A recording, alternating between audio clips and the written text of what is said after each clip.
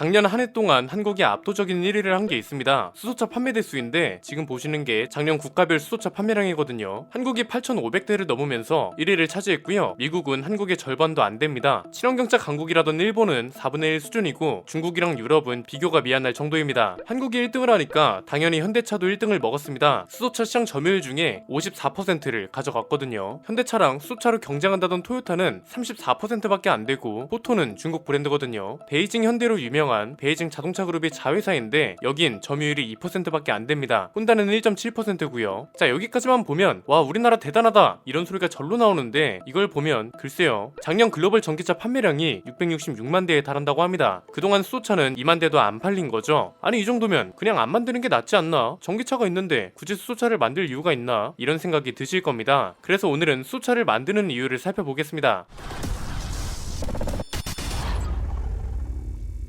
많은 분들이 궁금해하는 내용이죠. 솔직히 그렇잖아요. 전기차가 있는데 굳이 수소차를 왜 만드냐 이거죠. 판매량도 전기차가 훨씬 많고 수소차는 충전소도 별로 없잖아요. 이 불편한 걸 뭐하러 타고 뭐하러 개발하냐 이겁니다. 일단 전기차도 구분을 하고 넘어가야 합니다. 아이오닉5나 EV6, 테슬라 이런 차들은 배터리 전기차고요. 넥소, 미라이 이런 애들은 수소 전기차입니다. 배터리 전기차는 전기 에너지로 배터리를 충전해서 배터리 전력을 이용해서 차를 움직이는 거고요. 수소 전기차는 수소 에너지로 전기를 생산해서 차를 움직이는 거라고 보시면 됩니다. 우리가 통상 말하는 전기차에 수소차도 포함된다는 거죠. 자, 이렇게 구분한 상태로 수소차를 만드는 이유를 살펴볼까요? 크게 세 가지면 충분합니다. 첫 번째는 내연기관차가 가솔린차랑 디젤차로 나뉘는 것처럼 전기차는 앞으로 배터리 전기차와 수소 전기차로 나뉠 거라는 겁니다. 이게 그냥 가솔린과 디젤 같은 차이라고 보시면 쉽습니다. 가솔린은 보통 어디에 많이 쓰나요? 승용차죠. 디젤은 어디에 많이 쓰나요? 산업용, 말 그대로 트럭이나 버스 같은 상용차에 많이 쓰죠. 얘네들은 특징이 뭐다? 승용차보다 주행거리가 훨씬 많고 필요한 에너지도 훨씬 많다는 거죠. 디젤 상용차를 배터리 전기차가 대체할 수 없다는 이유가 여기에 있는 겁니다. 배터리 전기차는 움직이려면 일단 배터리를 충전해야 하고 배터리 용량이 클수록 주행거리가 길고 힘도 세지잖아요. 배터리 용량이 많아질수록 무게도 무거워지고요. 그런데 수소차는 그게 아니죠. 배터리가 아니라 수소 탱크 용량만 늘리면 됩니다. 우리가 기름 탱크 용량을 늘리는 개념이랑 똑같다고 보면 되는 건데 이렇게 되면 무슨 장점이 생기겠어요? 배터리 전기차처럼 배터리를 늘릴 필요가 없으니까 무게도 무거워지지 않고 수소 충전은 배터리 전기차를 충전하는 것보다 훨씬 빠르잖아요. 이 충전 시간 문제에 대한 건 뒤에서 자세히 나올 건데 일단 알려진 바에 의하면 수소차는 승용차를 기준으로 충전 시간이 5분이면 되고 대형 상용차는 8분에서 10분이면 된다고 하잖아요. 이 정도면 내연기관차가 주유하는 시간이랑 비슷하죠. 상용차한테 충전 시간이 중요할 수밖에 없는 게 주행거리가 길기 때문에 어쨌든 충전을 한 번 해야 합니다. 배터리 전기차는 진짜 빨라야 30분이고 대형차인 걸 감안하면 40분에서 1시간은 기본입니다. 이게 물류 환경에서 얼마나 치명적인가요? 그날 배송해야 하는 양이 있고 배송을 해야 돈이 되는데 배터리 전기차로 이걸 어떻게 대체하겠어요? 그런데 수소차는 기본적으로 충전 시간이 빠르니까 주유랑 크게 다를 게 없다는 겁니다. 결론적으로 가솔린인 승용차, 디젤이 화물차에 많이 쓰이는 것처럼 배터리 전기차는 승용차, 수소 전기차는 화물차 위주로 생산과 보급이 될 거라는 거죠. 이거랑 관련된 내용이 현대차 보도자료에도 있었습니다. 하이드로젠 웨이브, 현대차가 수소 관련 계획을 종합적으로 발표하는 자료였는데요. 머리말 바로 다음에 나오는 본문 맨 첫 줄에 관련 멘트가 있었는데 그만큼 중요한 핵심 내용이라는 거죠. 뭐라고 쓰여있냐면 상용차는 통상적으로 승용차보다 평균 운행거리와 운행시간이 훨씬 긴 만큼 차량당 배출하는 탄소량도 상대적으로 많아 상용차의 연료 전지를 선제적으로 탑재함으로써 배출가스를 대폭 줄이고 환경보호에도 기여할 수 있을 것으로 기대된다, 이렇게 쓰여 있습니다. 이 말은 뭐예요? 현대차도 디젤 상용차를 수소차가 대체할 거라는 걸 이미 알고 배터리 전기차와 수소 전기차를 투트랙 전략으로 큰 그림을 그리고 있다는 거죠. 그래서 2028년까지 모든 상용차 라인업에 수소차를 추가하고 앞으로 출시될 새로운 대형 트럭이나 버스는 수소 전기차와 배터리 전기차로만 출시한다는 내용도 발표했습니다. 단거리용은 배터리 전기차, 장거리용은 수소 전기차로 가면 되는 거죠. 기아가 비교적 작은 PPV 라인업을 공개하는 와중에 현대차는 초대형 PPV를 공개한 이유도 여기서 실마리가 풀리는 겁니다. 길이가 최대 7m나 되는 PPV부터 해서 한번 충전하면 1000km 이상을 주행할 수 있는 트레일러 드론도 개발 중이라고 합니다. 그리고 상용차는 주행거리 때문에 무게를 줄여야 하잖아요. 우리가 엔진을 경량화하듯이 차세대 연료전지 시스템도 개발 중이라고 합니다. 내년에 선보이는 게 3세대 전지 시스템인데 100kW급하고 200kW급 두 가지거든요. 1000kW급은 승용차용입니다. 지금 넥소에 들어가는 2세대에 비해서 부피가 30% 줄어든 게 특징이고요. 200kW급은 상용차용인데 지금 넥소에 들어가는 거랑 크기가 비슷하다고 합니다. 출력은 2배 더 좋고요. 가격도 중요하죠. 지금보다 50% 낮출 예정이라 2030년쯤이면 수소차랑 일반 전기차의 가격이 비슷해질 거라고 합니다. 이렇게 되면 지금 글로벌 대형 화물차 시장을 장악하고 있는 스카니아, 볼보, 만, 벤츠, 다프 트럭 대신 나중에는 현대차랑 기아 트레일러를 전세계 곳곳에서 볼 수 있지 않을까요? 그리고 중요한 건 결국은 상용차에서 끝나는 게 아니라는 겁니다. 대형 선박, 기차, 그리고 건물까지 연료전지 시스템을 공급할 수 있다는 건데요. 연료전지 시스템이 모이면 유닛 모듈이 되거든요. 배터리도 셀이 모이면 모듈이 되고 모듈이 모이면 팩이 되잖아요. 이렇게 되면 용량이 커지고 에너지 크기도 커지죠. 마찬가지입니다. 수소 연료전지 시스템이 모이면 파워 유닛 모듈이 되는데 이렇게 되면 킬로와트가 아니라 메가와트급으로 발전이 가능해진다고 합니다. 이게 가능하니까 대형 선박하고 기차 그리고 건물에도 공급이 가능하다는 거죠. 결국은 수소 에너지가 결국 지금의 디젤 연료를 대체할 수 있다는 건데 걱정되는 게 하나 있죠. 충전 속도요.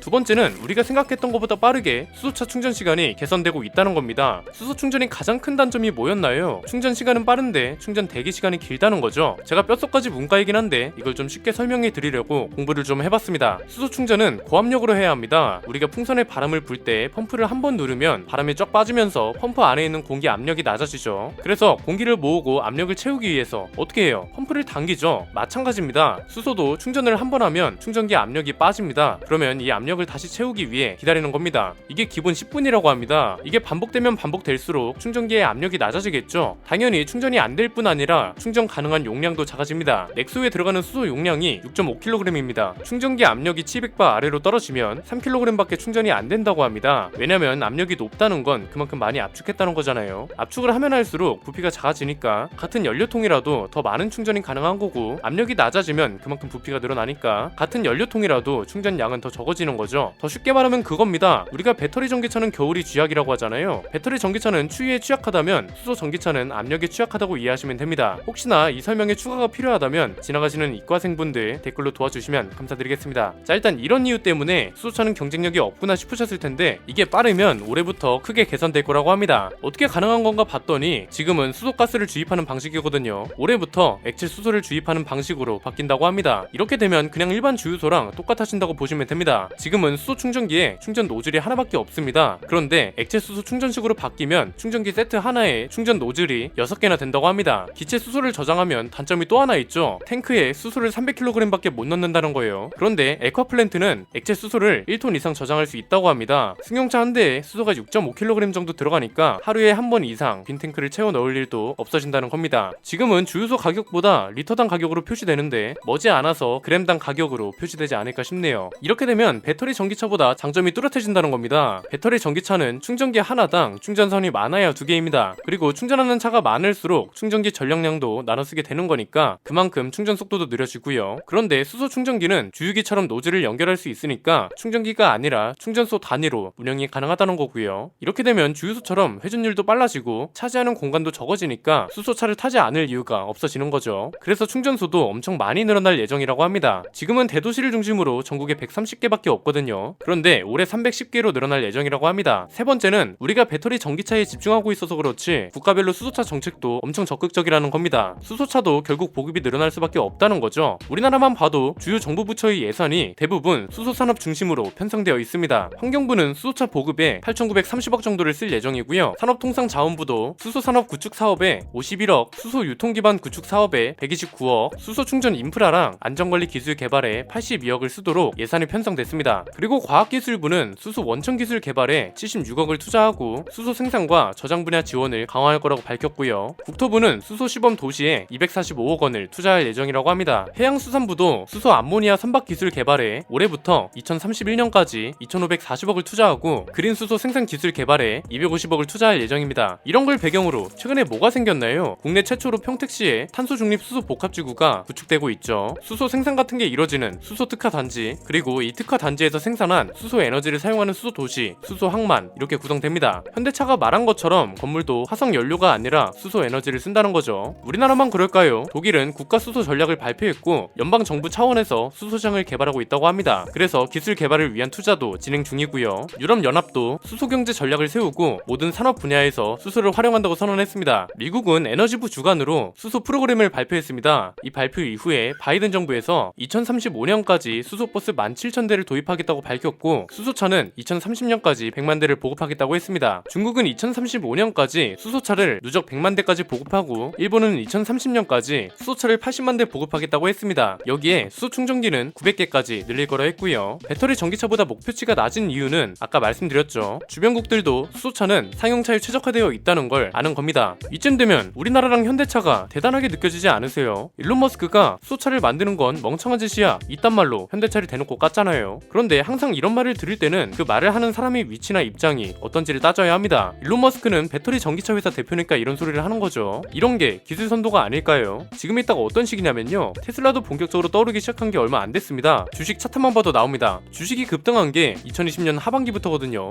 왜? 이때부터 사람들이 전기차를 많이 사기 시작하고 그러면서 인프라가 늘어나고 테슬라도 생산량이 늘어났으니까요. 배터리 전기차로 치면 지금은 딱 2020년이 되기 직전이라고 생각하시면 됩니다. 아직 수소차가 멀게 느껴지는데 곧 수소 트럭을 굉장히 많이 볼 수 있게 될 겁니다. 현대차가 수소차 생산량을 늘리고 물류 업계에서 수소차를 많이 사는 순간 수소차 생산과 보급이 증가하겠죠. 현대차의 보급력을 무시할 수 없는 게 포터 전기차 나올 때 생각나세요? 나오기 전까지만 해도 야야 전기 트럭 그거 얼마나 간다고 사람들이 그걸 사겠냐 이러면서 무시했는데 지금은 어떤가요? 도로에서 포터 전기차가 엄청 자주 보이기 시작했습니다. 통계 자료로 봐도 성장률이 대단합니다. 아까 봤던 판매량을 다시 볼까요? 2020년하고 비교했을 때 얼마나 증가했는지 보면요, 우리나라 수소차 판매량은 46% 늘어났고 미국은 무려 243%, 일본은 219%, 중국은 51%, 유럽은 49%가 늘었습니다. 전 세계적으로 성장 추세라는 거죠. 이 정도면 충분히 자부심을 갖고 감격스러워 하셔도 될 것 같습니다. 시장을 선도하고 있는 중심에 한국과 한국 기업이 서 있다는 거니까요. 물론 좋은 얘기만 있는 건 아닙니다. 이건 간단하게 살펴보면 됩니다. 일단 인프라가 늘어나고 있고 충전 시간도 빠르게 개선된다고 하니까 이건 오케이, 알았다 이거예요. 그런데 남은 과제가 크게 두 가지인데요.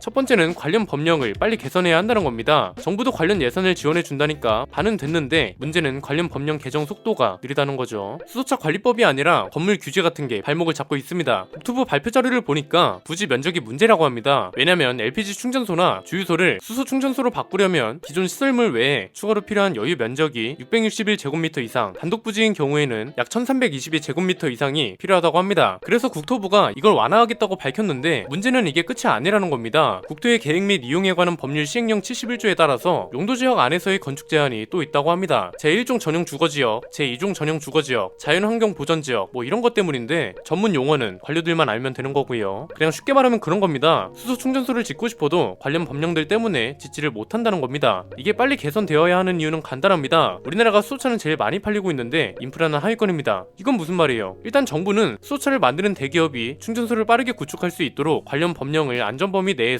빨리 개정할 필요가 있다는 거고요. 우리나라 땅덩어리가 큰 편이 아니라서 새로 짓는 거에도 한계가 있거든요. 기존 주유소가 전기차 충전소로 바뀌는 것처럼 수소 충전소로도 바뀌어야 한다는 거죠. 이렇게 전환하는 데에도 보조금 같은 걸 지원해줘야 한다고 봅니다. 인프라가 많아야 사람들이 타든 말든 할 거 아니에요. 수소 충전소는 주유소처럼 회전율이 빠르니까 휴게소에도 무조건 들어설 수 있게 해주고요. 두 번째는 수소 생산 자체를 친환경으로 바꿔야 한다는 겁니다. 지금 수소를 생산하는 방식은 크게 두 가지입니다. 부생 수소랑 계질 수소가 있는데 쉽게 말하면 이런 겁니다. 부생 수소는 말 그대로 부가적으로 생성되는, 그러니까 석유화학 공장 같은 데에서 원하지 않아도 만들어지는 수소를 말합니다. 계질 수소는 수소를 따로 만드는 걸 말합니다. 천연가스에서 수소를 추출하는 방식으로 만들어지는 거죠. 문제는 부생 수소든 계질 수소든 결국 화석 연료를 바탕으로 만들어지고 있다는 겁니다. 그래서 우리나라를 포함한 선진국들이 그린 수소 생산에 집중하고 있는 겁니다. 말 그대로 생산부터 소비까지 모든 게 친환경인 거죠. 방법은 많습니다. 태양광하고 풍력 에너지 같은 걸로 전력을 생산하고 이 전력으로 물을 전기분해하는 거죠. 독일하고 프랑스 그리고 호주는 이미 도입한 방법입니다. 미국은 벌써 플라스틱이랑 폐유지 같은 걸 재활용해서 수소를 생산하는 시설을 최대 규모로 구축하고 있다고 합니다. 결국 수소차 산업은 기업이 아무리 차를 잘 만든다고 성공할 수 있는 게 아니라 정부의 적극적이고 빠른 지원까지 필요하다는 겁니다. 수소 생산 방식을 개발하는 거랑 인프라 구축 이것만 완벽하게 되면 대한민국이 진짜 수소 산업 중심에 서 있다고 할 수 있는 거겠죠. 기업은 앞서가는데 국가 정책과 인프라 때문에 발목이 잡힌다? 이거만큼 억울한 게 있을까요? 수소 산업만큼은 정부가 뒷북치지 않았으면 하고요. 생산만 친환경으로 바뀌면 수소차는 늘어날수록 좋습니다. 수소차를 구동하려면 기본적으로 깨끗한 공기가 필요하거든요. 그래서 비싼 공기청정기에 들어가는 헤파 필터가 들어가고 미세먼지랑 초미세먼지를 거의 다 걸러냅니다. 그래서 돌아다니는 공기청정기라 불리는 거죠.